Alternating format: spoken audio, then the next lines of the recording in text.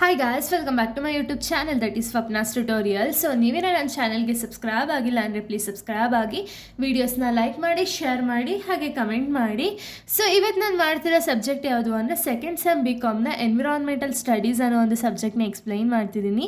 ಅದರಲ್ಲಿ ನಾನು already complete ಎಲ್ಲ ಚಾಪ್ಟರ್ಸ್ನ ಎಕ್ಸ್ಪ್ಲೈನ್ ಮಾಡಿ ಅಪ್ಲೋಡ್ ಮಾಡಿದ್ದೀನಿ. ಈ ಒಂದು ವಿಡಿಯೋದಲ್ಲಿ ನಾನು ಎನ್ವಿರಾನ್ಮೆಂಟಲ್ ಸ್ಟಡೀಸ್ನ ಇಂಪಾರ್ಟೆಂಟ್ ಕ್ವಶನ್ಸ್ನ ಎಕ್ಸ್ಪ್ಲೈನ್ ಮಾಡ್ತಾ ಹೋಗ್ತೀನಿ. ಓಕೆನಾ?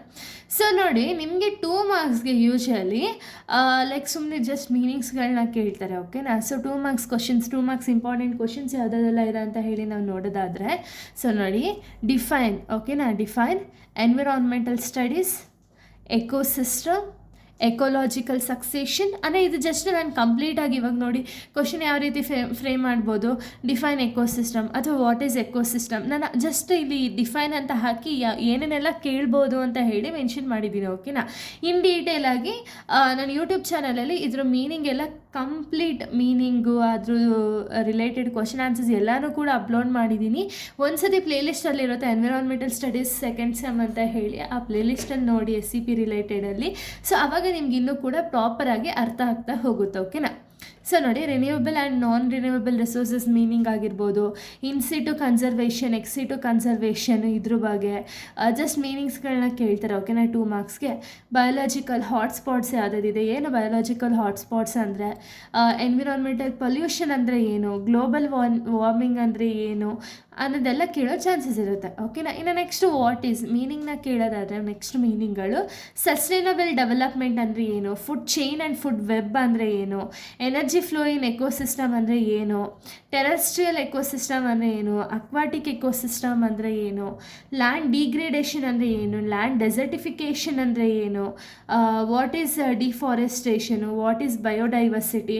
So meaning of air pollution, water pollution, soil pollution, noise pollution, marine pollution, ಈ ರೀತಿ ಒಂದೊಂದು ಪೊಲ್ಯೂಷನ್ದು ಕೂಡ ಮೀನಿಂಗ್ ಕೇಳ್ತಾ ಹೋಗ್ತಾರೆ. ಓಕೆನಾ?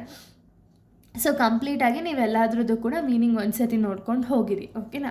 ನೆಕ್ಸ್ಟ್ ಸಾಲಿಡ್ ವೇಸ್ಟ್ ಮ್ಯಾನೇಜ್ಮೆಂಟ್ ಅಂದರೆ ಏನು, ಅಥವಾ ಸಾಲಿಡ್ ವೇಸ್ಟ್ ಅಂದರೆ ಏನು, ಆ್ಯಸಿಡ್ ರೇನ್ ಅಂದರೆ ಏನು, ಯಾವ ರೀತಿ ಆ್ಯಸಿಡ್ ರೇನ್ ಅನ್ನೋದು ಎಫೆಕ್ಟ್ ಆಗ್ತಿದೆ, ಆ ರೀತಿ ಎಲ್ಲ ಕೇಳ್ತಾರೆ. ಓಕೆನಾ?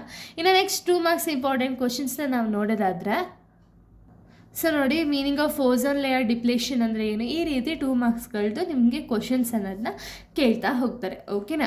ಸೊ 2 ಮಾರ್ಕ್ಸ್ಗೆ ಏನಿಲ್ಲ, ನೀವು ಯೂಶ್ವಲಿ ಎಷ್ಟು ಲೈನ್ಸ್ ಆನ್ಸರ್ ಬರೀಬೇಕು ಅಂದರೆ ಅಟ್ಲೀಸ್ಟ್ ಒಂದು 5 to 6 ಲೈನ್ಸ್ವರೆಗೂ ಆನ್ಸರ್ನ ಬರೆಯೋದಕ್ಕೆ ಟ್ರೈ ಮಾಡಿ. ಓಕೆನಾ? ಟ್ರೈ ಮಾಡಿ. ಇವಾಗ ಎಕ್ಸಾಂಪಲ್, ಈಗ ಪೊಲ್ಯೂಷನ್ ಬಗ್ಗೆ ನಿಮ್ಗೆ ಕೇಳಿದ್ರು ಅಂದ್ಕೊಳ್ಳಿ, ವಾಟ್ ಈಸ್ ಪೊಲ್ಯೂಷನ್ ಅಂತ ಹೇಳಿ ಕೇಳಿದ್ರು ಅಂದರೆ, ನೀವು ಮೇನ್ ಆನ್ಸರ್ ಏನಿರೋದಲ್ಲ ಅದಕ್ಕೆ ಅಂಡರ್ಲೈನ್ ಮಾಡಿ. ಓಕೆನಾ? ಸೊ ಏನಾದ್ರು ಇವಾಗ ಸಬ್ಸ್ಟೆಂಟ್ ಏನು ಒಂದು ಮಿಕ್ಸ್ ಆಗೋದಲ್ಲ ಎನ್ವಿರಾನ್ಮೆಂಟ್ಗೆ, ಯಾವುದೋ ಒಂದು ಹಾರ್ಮ್ಫುಲ್ ಸಬ್ಸ್ಟೆನ್ಸ್ ಏನಿದೆಯಲ್ಲ ಅದು ಮಿಕ್ಸ್ ಆಗುತ್ತಲ್ಲ, ಸೊ ಆವಾಗ ಪೊಲ್ಯೂಷನ್ ಅನ್ನೋದು ಅಕ್ಕರ್ ಆಗುತ್ತಲ್ವಾ. ಸೊ ಅದನ್ನು ನೀವು ಬರೀಬೇಕಾದ್ರೆ ಜಸ್ಟ್ ಅಂಡರ್ಲೈನ್, ನಿಮ್ಗೆ ಯಾವುದು ಇಂಪಾರ್ಟೆಂಟ್ ವರ್ಡ್ ಅನಿಸುತ್ತೋ ಅದನ್ನು ಅಂಡರ್ಲೈನ್ ಮಾಡಿ. ಓಕೆನಾ? ಹಾಗೆ ಕ್ವಶನ್ ನಂಬರ್ ಆಗಿರ್ಬೋದು, ಸಬ್ ಪಾಯಿಂಟ್ಸ್ ಆಗಿರ್ಬೋದು ಪ್ರಾಪರಾಗಿ ಮೆನ್ಷನ್ ಮಾಡಿ. ಈಗ ಒಬ್ರೊಬ್ರು ಏನು ಮಾಡ್ತಾರೆ ಅಂದರೆ, ಈ ರೀತಿ ನಿಮಗೆ ಒಂದು ಬುಕ್ಲೆಟ್ ಇತ್ತು ಅಂದರೆ ಇಲ್ಲಿ ಮಾರ್ಜಿನಲ್ಲೂ ಕೂಡ ಇವಾಗ 1 ಅಂತ ಹಾಕಿರ್ತಾರೆ, ಇಲ್ಲೇ ಫಸ್ಟ್ ಪಾಯಿಂಟು ಸೆಕೆಂಡ್ ಪಾಯಿಂಟ್ ಹಿಂಗೆ ಹಾಕ್ತಾರೆ. ಹಿಂಗೆ ಹಾಕಬೇಡಿ, ಒಳಗಡೆ ಹಾಕ್ಕೊಳ್ಳಿ. ಓಕೆನಾ? ಪಾಯಿಂಟ್ಸ್ಗಳನ್ನ ನಿಮ್ಗೆ ಏನೇ ಇದ್ದರೂ ಕ್ವಶನ್ ನಂಬರ್ ಮಾತ್ರ ಇಲ್ಲ ಹಾಕಿ, ಇನ್ನು ಮಿಕ್ಕಿದ್ಸ್ ಏನೇ ಪಾಯಿಂಟ್ಸ್ ಇದ್ದರೂ ಕೂಡ ಆನ್ಸರ್ ಶೀಟ್ ಒಳಗಡೆನ ಹಾಕ್ಕೊಂಡು ಹೋಗಿ. ಓಕೆನಾ? ನೆಕ್ಸ್ಟ್ ಇವಾಗ ಸೆಕೆಂಡ್ 1 ಬರೀತಿದ್ದಾರೆ ಅಂದರೆ ಸೆಕೆಂಡ್ 1 ಕ್ವಶನ್ ನಂಬರ್ ಮಾತ್ರ ಆಚೆ ಹಾಕ್ತಾರೆ, ಇನ್ನು ಮಿಕ್ಕಿದ್ಸ್ ಎಲ್ಲನೂ ಕೂಡ ನೀವು ಒಳಗಡೆನೆ ಹಾಕ್ತಾ ಹೋಗ್ತೀರಾ. ಓಕೆನಾ? ಸೊ ನೋಡಿ, ಇದು 2 ಮಾರ್ಕ್ಸ್ ಇಂಪಾರ್ಟೆಂಟ್ ಕ್ವಶನು. ಇನ್ನು 5 ಮಾರ್ಕ್ಸ್ ಇಂಪಾರ್ಟೆಂಟ್ ಕ್ವಶನ್ಸ್ನ ನಾವು ನೋಡೋದಾದರೆ, ಸೊ ನೋಡಿ, 5 ಮಾರ್ಕ್ಸ್ ಇಂಪಾರ್ಟೆಂಟ್ ಕ್ವಶನ್ಸ್ ಇದು. ಸೊ 5 ಮಾರ್ಕ್ಸ್ ನಿಮಗೆ ಕೇಳಿದ್ರೆ ನೀವು ಎಷ್ಟು ಬರೀಬೇಕು ಅಂದರೆ, ಸೊ ನೋಡಿ, ಯೂಶ್ವಲಿ 5 ಮಾರ್ಕ್ಸ್ಗೆ ಅಟ್ಲೀಸ್ಟ್ 2 ಪೇಜಸ್ ಕವರ್ ಅಪ್ ಮಾಡೋಕ್ಕೆ ಟ್ರೈ ಮಾಡಿ. ಇಲ್ಲ ನನಗೆ ಟೈಮ್ ಸಾಲ್ತಿಲ್ಲ ಅಂತ ಏನಾದರೂ ಅಂದ್ಕೊಂಡ್ರೆ 1.5 hour ಕವರ್ ಅಪ್ ಮಾಡಿ. ಓಕೆನಾ? ಕವರ್ ಅಪ್ ಮಾಡಿಬಿಟ್ಟು, ಈಗ ಎಕ್ಸಾಂಪಲ್ ನೋಡಿ, ಇಲ್ಲಿ explain the difference between food chain and food ವೆಬ್ನ ಕೊಟ್ಟಿದ್ದಾರೆ. ಇದನ್ನು ಜಸ್ಟ್ ನೀವು ಡಿಫ್ರೆನ್ಸ್ ಬರೆದ್ರೆ ಆಗುತ್ತೆ. ಬಟ್ ಇಲ್ಲಿ ನೋಡಿ, ಟೆರೆಸ್ಟ್ರಿಯಲ್ ಎಕೋಸಿಸ್ಟಮ್ ಇನ್ ಬ್ರೀಫ್ ಅಂತ ಕೇಳಿದ್ದಾರೆ. ಓಕೆನಾ? ಅದೇನೋ ಫಸ್ಟ್ ಮೀನಿಂಗ್ ಬರೀತೀರಾ, ಅದ್ರಲ್ಲಿ ಏನೇನೆಲ್ಲ ಡೀಟೇಲ್ಸ್ ಇದೆ ಅದನ್ನೆಲ್ಲ ಬರೀತೀರಾ, ಒಂದ್ಸತಿ ಡಯಾಗ್ರಾಮೆಟಿಕ್ ಫಾರ್ಮಲ್ಲಿ ರೆಪ್ರೆಸೆಂಟ್ ಮಾಡಿ, ಅದಾದಮೇಲೆ ಒಂದೊಂದೇ ಪಾಯಿಂಟ್ಸ್ನ ತೊಗೊಂಡು ನೀವು ಬರೀತಾ ಹೋಗಬೇಕು. ಓಕೆನಾ?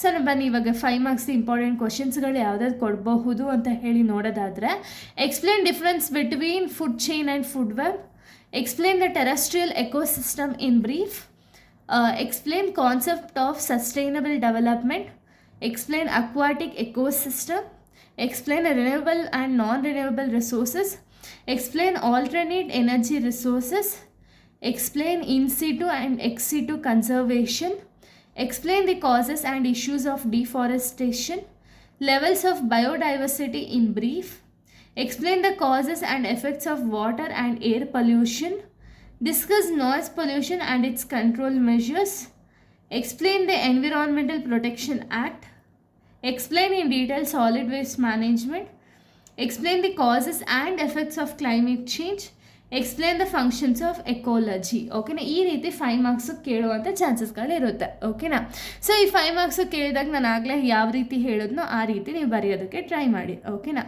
ಇನ್ನು ನೆಕ್ಸ್ಟ್ 10 ಮಾರ್ಕ್ಸ್ ಇಂಪಾರ್ಟೆಂಟ್ ಕ್ವಶನ್ಸ್ನ ನಾವು ನೋಡೋದಾದರೆ, ಸೊ ನೋಡಿ 10 ಮಾರ್ಕ್ಸ್ದು ಇಂಪಾರ್ಟೆಂಟ್ ಕ್ವಶನ್ಸ್ ಯಾವುದೆಲ್ಲ ಇದೆ ಅಂದರೆ, ಇದನ್ನು ಅಟ್ಲೀಸ್ಟ್ ನಿಮಗೆ ಇವಾಗ ಅದನ್ನೇ ನಾನು 1.5 ಪೇಜಸ್ ಬರೀತೀರಾ ಅಂದರೆ ಇದನ್ನು 3 ಪೇಜಸ್ವರೆಗೂ ಬರೆಯೋದಕ್ಕೆ ಟ್ರೈ ಮಾಡಿ. ಓಕೆನಾ, ಸೊ ನೋಡಿ, explain the multidisciplinary nature, scope and importance of environmental studies, explain the energy flow, food chain, ecological succession. ಅಂದರೆ ಏನು, ಇಲ್ಲಿ 3 ಪಾಯಿಂಟ್ಸ್ನ ಕೇಳಿದ್ದಾರೆ.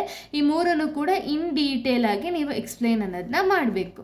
ಓಕೆನಾ, ನೋಡಿ next, discuss different types of terrestrial and aquatic ecosystem. Terrestrial ಮತ್ತು ಅಕ್ವಾಟಿಕ್ ಎಕೋಸಿಸ್ಟಮ್ದು ಡಿಫ್ರೆಂಟ್ ಟೈಪ್ಸ್ಗಳನ್ನ ಎಕ್ಸ್ಪ್ಲೇನ್ ಮಾಡಬೇಕಾಗುತ್ತೆ.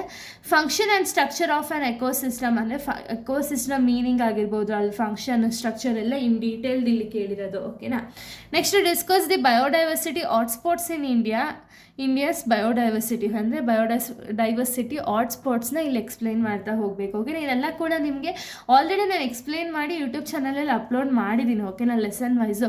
So ಅಲ್ಲಿ ನಿಮಗೆ ಇನ್ ಡೀಟೇಲ್ ಆನ್ಸರ್ ಅನ್ನೋದು ಕೂಡ ನಿಮಗೆ ಸಿಗುತ್ತೆ. ಓಕೆನಾ, next explain land, forest, water, energy, resources. So ಇದನ್ನೆಲ್ಲ ಇನ್ ಡೀಟೇಲ್ ಎಕ್ಸ್ಪ್ಲೇನ್ ಮಾಡಬೇಕು. Discuss biodiversity conservation methods in detail. Various types of environmental pollutions and there control measures. ಅಂದರೆ ಏನು, ಕಂಪ್ಲೀಟ್ ಎನ್ವಿರಾನ್ಮೆಂಟಲ್ ಪೊಲ್ಯೂಷನ್ಸ್ ಏನೇನಿದೆಯಾ ಅದನ್ನ ಟೈಪ್ಸ್ ಬರೆದು ಅದ್ರ ಕಂಟ್ರೋಲ್ ಮೆಷರ್ಸ್ನು ಕೂಡ ನೀವು ಬರೀಬೇಕು. ಓಕೆನಾ, discuss the environmental hazardous. So environmental hazardous ಏನಿದೆಯಲ್ಲ ಅದನ್ನು ಇನ್ ಡೀಟೇಲ್ ಡಿಸ್ಕಸ್ ಮಾಡಬೇಕು ಅಥವಾ in detail ಬರೀಬೇಕಾಗುತ್ತೆ.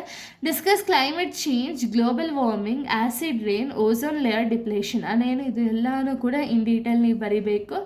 Explain in detail the environmental laws. ಅಂದರೆ ಎನ್ವಿರಾನ್ಮೆಂಟಲ್ ಲಾಸ್ ಏನಕ್ಕಿದೆ, ಏನೇನೆಲ್ಲ ಯೂಸಸ್ ಇದೆ.